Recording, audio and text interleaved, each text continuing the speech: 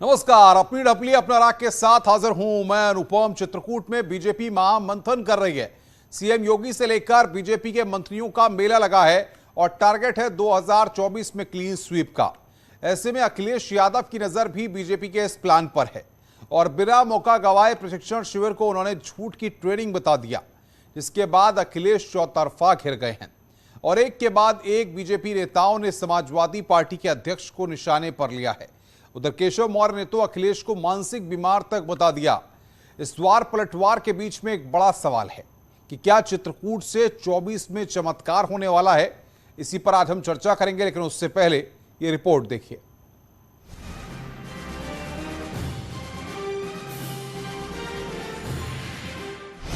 BJP का mission धर्म नगरी में महामंथन।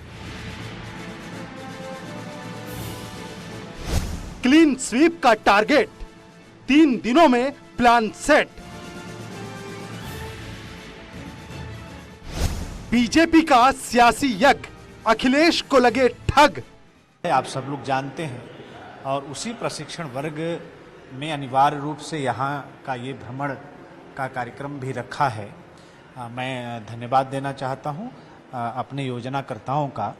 यहाँ आकर जिस अपनी समृद्ध संस्कृति का जो दर्शन हम लोगों को मिल रहा है वो निश्चित तौर पर अद्भुत है और मैं आपके चैनल और आपके सभी सम्मानित दर्शकों से भी मैं निवेदन करना चाहता हूं कि हमारी जो नई पीढ़ी है उसको जरूर इन जगहों पर आना चाहिए। भारतीय जनता पार्टी का बिल्कुल मानना है कि हम सिर्फ सरकार बनाने के लिए ही काम नहीं कर रहे हैं, बल्कि समाज को बनाने में, जोड़ने में, राष्ट्र निर्माण के लिए हम सब लोग निकले हैं। तो स्वाभाविक रूप से सभी लोग जब एक साथ, एक भाव से, एक तरीके से शिक्षित प्रशिक्षित होकर आगे बढ़ेंगे तो उस लक्ष्य को हासिल और जल्दी हम सब लोग करेंगे। 2024 में निश्चित रूप से भारतीय जनता पार्टी मैं समझता हूं कि पहले से भी 14 और 19 से भी ज्यादा बड़ी जीत हम सब लोग हासिल करेंगे और इस बार तो 80 का 80 लक्ष्य लेकर हम सब लोग चले हैं और उसको हासिल करेंगे। योगी की पाठशाला, विपक्ष का निकलेगा दिवाला।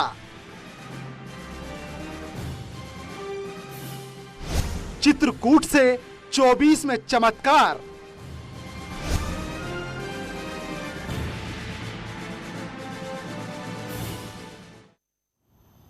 और इसी मुद्दे पर बातचीत करने के लिए आलोक अवस्थी बीजेपी के प्रवक्ता मेरे साथ जुड़ रहे हैं। अनुराग भदौरिया समाजवादी पार्टी के प्रवक्ता और राजीव सिंह हमारे संवाददाता चित्रकूट से हमारे साथ जुड़ रहे हैं, जो लगातार वहां पर बैठक को कवर कर रहे हैं और तमाम नेताओं से लगातार बातचीत कर रहे हैं। राजीव के पास सबसे पहले चलेंगे। राजीव, सवाल सबसे बड़ा यह है कि 2024 को लेकर के Bharatiya Janata party ground level पर काम भी कर रही है और मंथन भी कर रही है ताकि वो अपने आप को और मजबूत बना सके।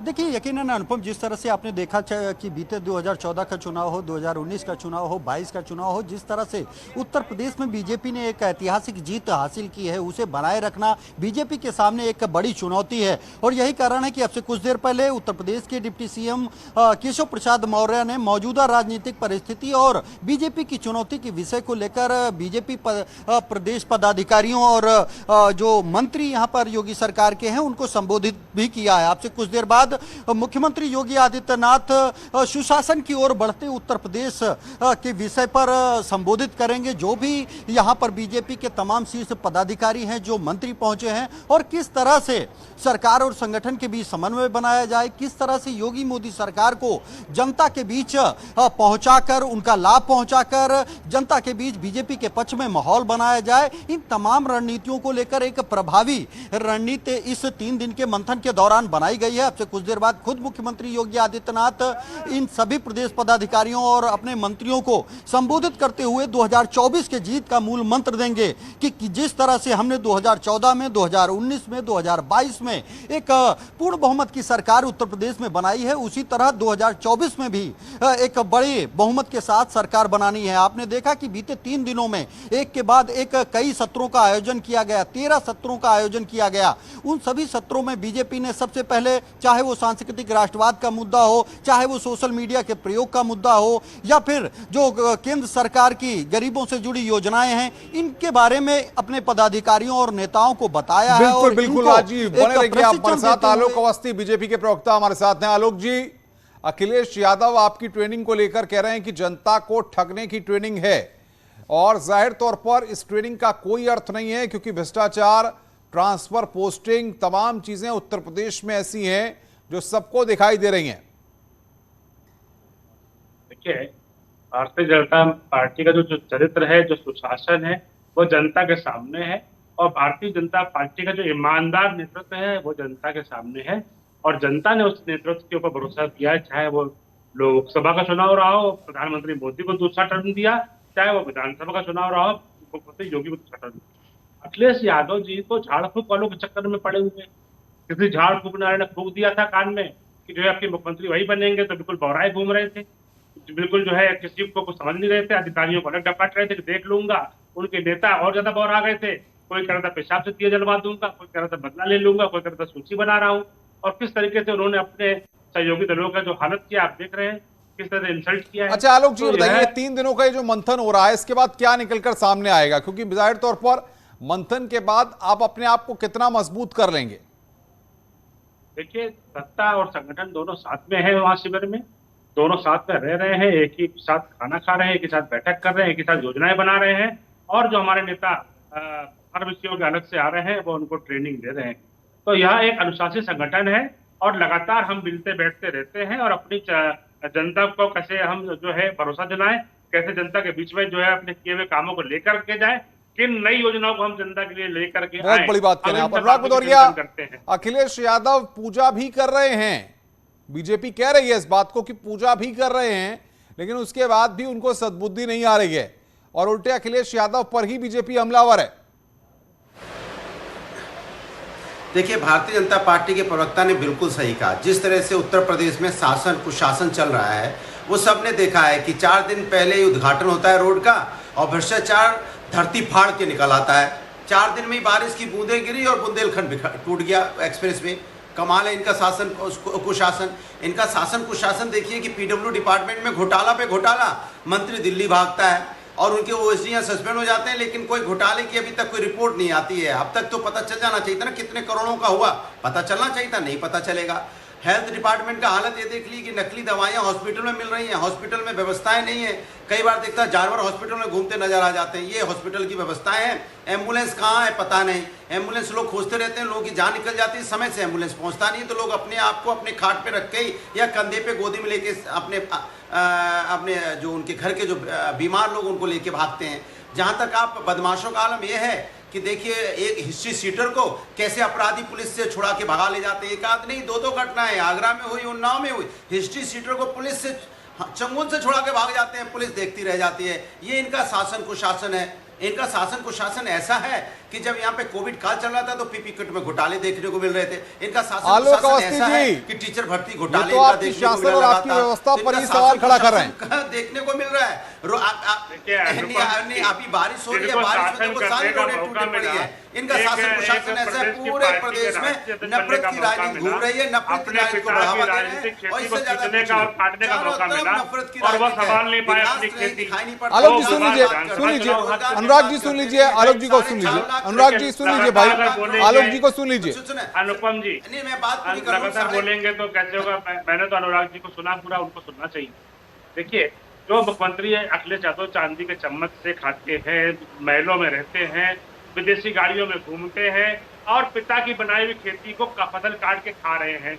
और उस काटने के बाद भी जो गद्दी मिली मुख्यमंत्री के संभाल नहीं पाए। 2 बार लोकसभा हारे, 2 बार विधानसभा हारे, तमाम लोग पार्टियों से गठबंधन करने के बावजूद हारे। यहाँ तक कि जो है नगर निगम और पंचायत चुनाव में भी टुकड़ा साफ हो गया। ऐसे नेतृत्व के बारे में अनुराग जी क्यों चर्चा करते कि चाचा से लेकर चच्चा तक नाराज घूम रहे हैं। चाचा अलग जा रहे हैं, चच्चा अलग जा रहे हैं, पिताजी को तो अलग उन्होंने बैठा दिया है। तो जिस व्यक्ति ने अपनी जो कमाई करी होती तो वो समझते कि इसकी कीमत क्या है। आज वो 6 महीने जो है विदेशों में छुट्टियां मनाते हैं, 4.5 साल सोते हैं, उसके बाद चुनाव आने पर जगते हैं और वो यहाँ पर आकर बोल वचन बताते हैं। मेरा साफ साफ कहना है 365 दिन 24 घंटे काम करने वाला मुख्यमंत्री योगी आदित्यनाथ और प्रधानमंत्री नरेंद्र मोदी जैसा नेता किसी भी पार्टी में नहीं है। हम लगातार गरीब कल्याण की योजनाओं पे काम कर रहे हैं, गरीब के घर का मालिक बना रहे हैं, गरीब के फ्री में इलाज कराते हैं, गरीब के बच्चे को पढ़ाई कैसे उसकी चिंता करते हैं, बिजली कैसे बढ़े, औद्योगिकरण कैसे बढ़े, हम उसके लिए पूरा प्रयासरत है और लगातार हम बढ़ाते जा रहे हैं। जिस पार्टी ने खाली अपने जाति वर्ग के लोगों को भर्ती कर दिया था, भर्ती बोर्ड के सारे चेयरमैन एक ही जाति के लगा दिए थे, वो पार्टी जो है हमको आईना न दिखाए। 2 लाख नौकरी देने वाली पार्टी 6 लाख नौकरी देने वाली पार्टी को आईना दिखाना चाहती है। अरे आप पहले अपनी गिरेबा में देखो, दिल बड़ा करो, अपने घर के लोगों को तो साथ दे नहीं पा रहे हो। घर में बहू आपकी पार्टी छोड़ के चली गई, घर में आपके जो लड़के का ससुर है वो पार्टी छोड़ के चले गए, आपके जो चाचा है पार्टी छोड़ कर चले गए, पिताजी जो है कहते हैं तो उनकी को सुनता नहीं है। तो यह जो है अखिलेश यादव जी को थोड़ा सा जो है बड़ा दिल दिखाना चाहिए, अपनी पार्टी के लोग सुनना चाहिए, नहीं तो यही हाल होगा। हर चुनाव में आप हारते रहेंगे और आपका कोई पुरसा हाल नहीं होगा। अनुपम जी लगातार अगर ये बोलते रहेंगे तो कैसे बात होगी? नहीं भाई, अनुराग जी रुकिए, आलोक जी रुकिए, राजीव के पास दोनों का ऑडियो डाउन करें, राजीव के पास चलते। राजीव, इन 3 दिनों के मंथन में बीजेपी ने क्या कुछ डिसाइड किया है? आगे की अब रणनीति क्या बीजेपी की रहने वाली है? अब देखिए, बीजेपी जो 3 दिवसीय अपना बीजेपी प्रदेश प्रशिक्षण शिविर वर्ग का आयोजन किया है, उसका सीधा मकसद है कि किस तरह से 2024 में एक बार फिर से एक बड़ी जीत सुनिश्चित करनी है। उसी को लेकर यहाँ पर इस जो आप देख रहे हैं ये होटल है, इसमें इस वक्त बीजेपी के सभी शीर्ष पदाधिकारी मौजूद हैं, कैबिनेट मंत्री मौजूद हैं और उनके बीच किस तरह से योगी मोदी सरकार की योजनाओं को जनता तक पहुंचाना है, उसका उनको लाभ दिलाना है, किस तरह से सरकार और संगठन के बीच समन्वय बनाना है। आपने बीते दिनों देखा होगा कि सरकार और संगठन के बीच समन्वय को लेकर कुछ मतभेद सामने आए थे, उनको किस तरह से मिटाया जाए और यही कारण है कि यहां पर सरकार और संगठन के लोगों को एक साथ बुलाया गया। 3 दिनों तक मंत्री और पदाधिकारी एक साथ बैठे हैं। दूसरी सबसे बड़ी चुनौती, क्योंकि ये जो स्थल है ये मर्यादा पुरुषोत्तम भगवान राम की तपोस्थली है, यहां से आपने देखा चाहे वो अयोध्या हो या चित्रकूट हो, बीजेपी कहीं ना कहीं एक संदेश देना चाहती है कि वो इस पूरे प्रशिक्षण वर्ग के दौरान चाहे सांस्कृतिक राष्ट्रवाद का मुद्दा हो या धर्म की बात हो या धर्म नगरियों के विकास की बात हो,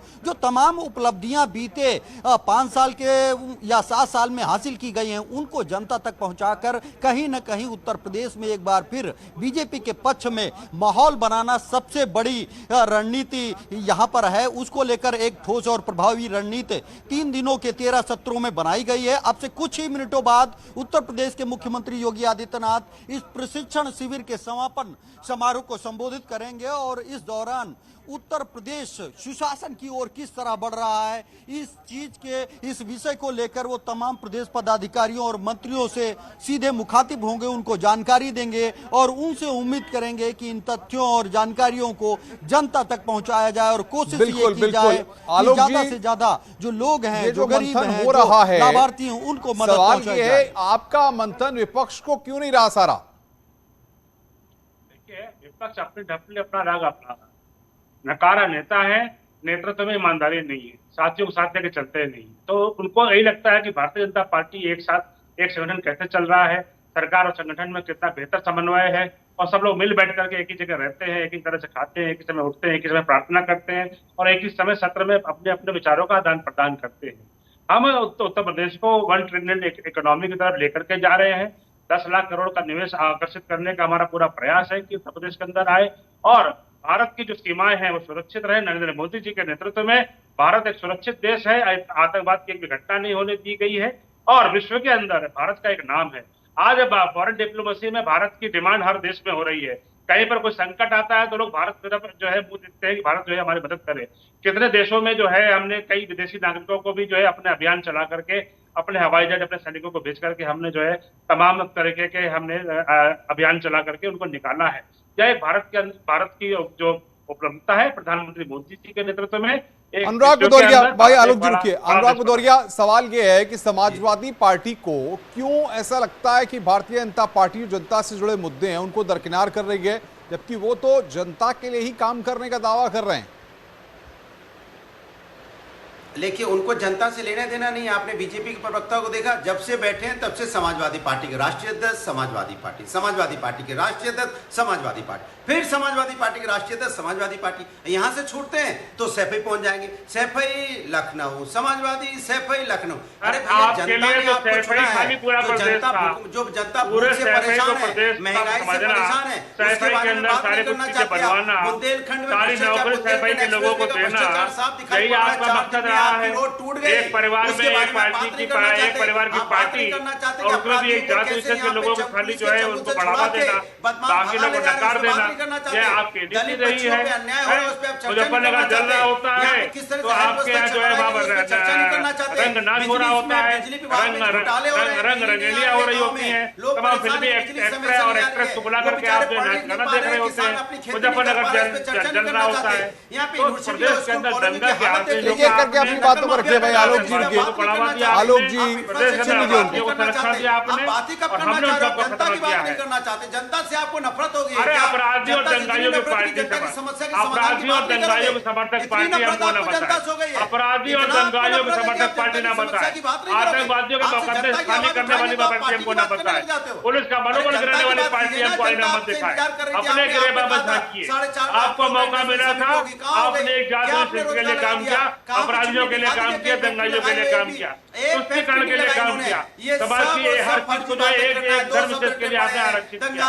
यह जो है आपकी कमियां हैं, इनको दूर करिए, अपने धर्म पे सड़क पे रहे, जनता के बीच में रहे। आलोक जी रुकिए, अनुराग भदौरिया सवाल सुन लीजिए। अनुराग बात नहीं करेंगे, अनुराग सवाल सुन लीजिए जी। सवाल ये है कि समाजवादी पार्टी जब इस बात को कह रही है, सारी चीजों को कह रही है, तो बीजेपी के जितने नेता हैं, चाहे डिप्टी सीएम केशव प्रसाद मौर्य हों, चाहे और भी नेता हों, आलोक अवस्थी जी भी बैठे हुए हैं, सवाल ये है कि आपको अपना घर दिखाई नहीं दे रहा, आपके साथी खुद छोड़ करके आपसे जा रहे हैं और आप दूसरों पर हमले कर रहे हैं। देखिए, भारतीय जनता पार्टी की आदत है कि भारतीय जनता पार्टी की काम यही है कि दूसरों में ताका झाकी करना। अरे भाई, आपके पास जा रहे हैं, अच्छी बात, जाओ ना। जो जनता की बात करेगा वो समाजवादी में रहेगा, जो जनता की समस्या की बात करेगा समाजवादी में रहेगा, जो सामाजिक न्याय की बात करेगा वो समाजवादी में होगा, जो जनता की उन्नति की बात करेगा, उत्तर प्रदेश के विकास की बात करेगा वो समाजवादी में होगा। जिसको नफरत की राजनीति करनी है और जाति धर्म की राजनीति करनी है वो बीजेपी में जाएगा। बीजेपी में सत्ता के लिए लोग दौड़े दौड़े जाते हैं, उनको सत्ता चाहिए। हम समाज के न्याय की बात करेंगे, युवाओं के रोजगार की बात करेंगे, महंगाई की बात करेंगे। जिसको मेरे साथ रहना रहे, जिसको मलाई खाना है जाए। तो जो मलाई खा रहा है वो बीजेपी में जाएगा, क्योंकि सत्ता की चटनी चाटनी है। ठीक है, ठीक है अनुराग, आलोक जी को जवाब दीजिए। रुकिए भाई अनुराग, आलोक जी जवाब दीजिए। विपक्ष में संघर्ष बहुत बड़ा होता है। विपक्ष के साथ रहने के लिए आपके लिए कलेजा चाहिए, आपको जनता अनुराग रुकिए भाई, हिम्मत चाहिए। सुन लीजिए आलोक जी को, सुन लीजिए। आपको संघर्ष करना पड़ेगा। जरा सा मेरी बात आ जाए, थोड़ा सा आडियो कम करती है, सुन नहीं पा रहा हूं। जी जी बोलिए बोलिए, आलोक जी आपकी आवाज आ रही है, सुनिए। वो सत्ता के देखिए, साथ मैं इतना कहना चाहता हूँ, आजकल अखिलेश यादव झाड़ फूक वाले बाबा के चक्कर में घूम रहे हैं। उनको लगता है जनता की सेवा करने से कोई फायदा नहीं है, झाड़ फूक से काम चल जाएगा। क्योंकि उन्होंने विपक्ष के साथ ही, चाहे राहुल गांधी हो, चाहे मायावती हो, चाहे केशव देव मौर्य हो, चाहे राजभर जी हो, किसी को सबको साथ गठबंधन किया और किसी भी नेता के साथ खड़े नहीं है। यहाँ तक कि परिवार के साथ जो उनके सीनियर पार्टी के लोग हैं वो भी पार्टी छोड़ करके जा चुके हैं। और चच्चा और चाचा जी दोनों चच्चा और चाचा नाराज घूम रहे हैं और उसको भी उनको संभालने चक्कर में नहीं है। अखिलेश यादव इस समय एक अपरिपक्व नेता है, मैं ये कहूंगा। उनको एक बड़ी पार्टी मिली थी, पिताजी के द्वारा कमाई हुई पार्टी मिली थी, उन्होंने जो है पूरा सुख खा पी के उड़ा दिया है। अब उनके पास कुछ नहीं है, हाथ झाड़ के वो खड़े हुए हैं। गठबंधन के साथी भी छोड़ के जा चुके हैं उनकी हरकतों की वजह से। जब आप सम्मान नहीं देंगे किसी को, आप हर आदमी का वोट तो चाहिए आपको उसके वर्ग का, लेकिन उसका वोट लेने के बाद आप जो है उसका एहसान फरामोशी करेंगे, उसको निकाल बाहर करेंगे, कह देंगे आप जाने के लिए स्वतंत्र हैं, आपकी झाड़ फूक करके इलाज कराया जाएगा। तो ये किस तरह की बात अखिलेश यादव जी करते हैं? ये वही बात कर सकता है जो झाड़ फूक के चक्कर में फंसा हुआ हो, बाबाओं के पीछे जो है उनके जो है भभूति लेके घूम रहा हो कि हम जीत जाएंगे। तो अखिलेश यादव घर के अंदर इसलिए रहते हैं, जनता के बीच कभी जाते नहीं है।